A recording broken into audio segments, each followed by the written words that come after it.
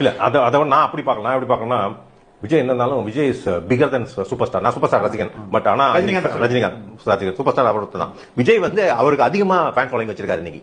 அதுவும் யங்ஸ்டர்ஸ் எல்லாம் நிக்கிறாருங்க. யங்ஸ்டர்ஸ் வந்து அந்த இங்க பார்த்தாலும் கூட்டம் வந்து யுஃபோரியா வர்றது, அது ஒரு என்ன ஆகணும், நாளைக்கு வந்து ஒரு மாப் சைக்காலஜில நீங்க பக்கத்துல பாத்தீங்கன்னா பயங்கரமா இவருக்கு போட்டே ஆகணும் போல இருக்கு, இவ்வளவு பேர் குதிக்கிறோம், நம்மளும் போட ஆரம்பிச்சிடும் ஓட்டு. அந்த மாதிரி என்ன ஆகுதுன்னா, உதயநிதியின் சான்சஸ் வந்து டே பை டே குறைந்து கொண்டே போகிறது.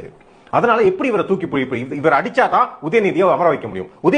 அமர வைத்தால் தான் அந்த 200 ரூபாய் ஊப்பிகளுக்கு 200 ரூபாயும் மற்றவங்களுக்கு தேவையான இதெல்லாம் சத்யராஜ் பேசணும், அமீர் பேசணும், சத்யராஜ் பேசணும். இவங்களுக்கெல்லாம் கிடைக்க வேண்டியது கிடைக்கணும்னா உதய் வந்து அவங்க அப்பா மாதிரியே அவரும் வந்து ஒரு பொம்மையாக உட்கார வேண்டும் ஆட்சி பீடத்தில். அவரை வைத்து ஐஏஎஸ் அதிகாரிகள் ஒரு பக்கம் ஆட்சி செய்வார்கள், ஐபிஎஸ் ஒரு பக்கம் ஆட்சி செய்வார்கள். அப்புறம் அந்த நல்ல கைகள் அதெல்லாம் வந்து ஆட்சி செய்யும். அப்புறம் அந்த வாரிசுகள் இருக்காங்களே, வாரிசுகளுக்கு எவனு கேள்வி கேட்டா தான் பிரச்சனை, பதில் சொல்ல தெரியாது. இல்லன்னா டிராமா எல்லாம் பண்ணுவாங்க, நிறைய கட்டி அழுதுலாம் பண்ணுவாங்க. சோ இவங்க வந்து எதுவுமே பண்ண முடியாது.